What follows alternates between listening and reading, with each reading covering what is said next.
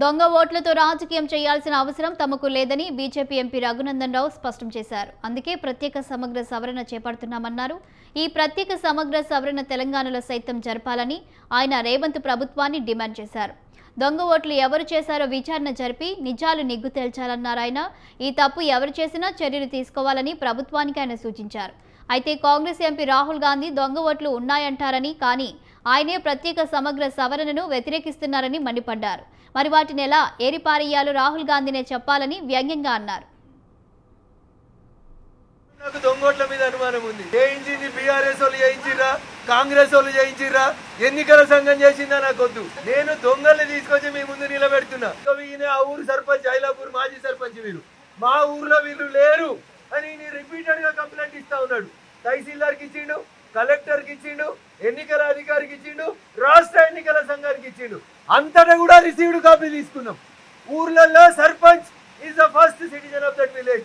ఆ ఊర్లో ఎవరున్నారు ఎవరు లేరు, 250 ఇల్లున్న ఊర్లో ఎవరున్నారు ఎవరు లేరు సర్పంచ్కి తెలియదా? వీళ్ళంతా మా ఊరోళ్ళు కాదు, ఈ ఓట్లు మాయి కావు అని చెప్తున్నాడు.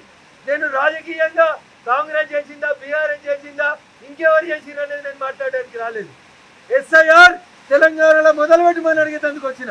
రేపు పంచాయతీ ఎన్నికల్ని దృష్టిలో పెట్టుకొని ఒక్కొక్క పంచాయతీలో ఉన్నటువంటి దొంగ ఓట్లని వెంటనే ఏరేయాలని చెప్పి డిమాండ్ చేస్తాం. నేను 2024 మేలో జరిగిన పార్లమెంట్ ఎన్నికలకి పోటీ చేసే కంటే ముందు మే 2024 ఈ దేశంలో తెలంగాణలో జరిగిన పార్లమెంట్ ఎన్నికల కంటే ముందు ఓటర్ లిస్టులను గమనించి ఒక చిన్న పొరపాటు ఐలాపూర్ అనే పంచాయతీలో జరిగిందని మొట్టమొదటిసారిగా అక్కడ ఉన్నటువంటి గ్రామ మాజీ సర్పంచ్ గారితో 10/1/2024 జనవరి 10వ తారీఖు రోజు 2024 పార్లమెంట్ ఎన్నికల కంటే ముందు జనవరి 10వ తారీఖు రోజు సాక్షాత్తు జిల్లా ఎలక్షన్ ఆఫీసర్ కి పార్లమెంట్ ఎన్నికల ఫైనల్ ఓటర్ లిస్టు ఫిబ్రవరి 8, 2024 నాడు విడుదల చేశారు. దాదాపు నెల రోజుల ముందు జనవరి 10, 2024వ తారీఖు రోజు పోలింగ్ స్టేషన్ నెంబర్ 126/A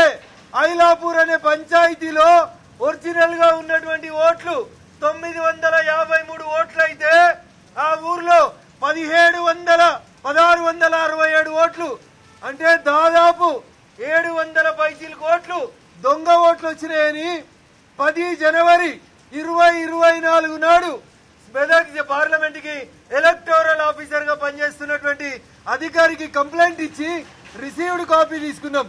జిల్లా ఎలక్టోరల్ ఆఫీసర్ కి ఇచ్చినటువంటి కంప్లైంట్ ఇది 10 జనవరి 2024 నాడు ఇచ్చినాం.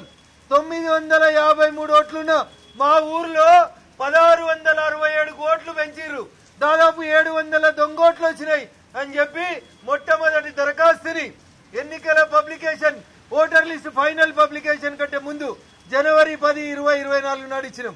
జిల్లా స్థాయిలో ఎవరికి చెప్పినా మా బాధ అరణ్య రోదన అవుతుంది, దున్నపోతు మీద నీళ్లు పడ్డట్టు అవుతున్నాయని అప్పుడు ఉన్నటువంటి తెలంగాణ రాష్ట్ర ఎన్నికల కమిషనర్ గౌరవనీయులు వికాస్ రాజు గారికి 15 ఏప్రిల్ 2024 రోజు ఇదే ఆఫీస్కి వచ్చి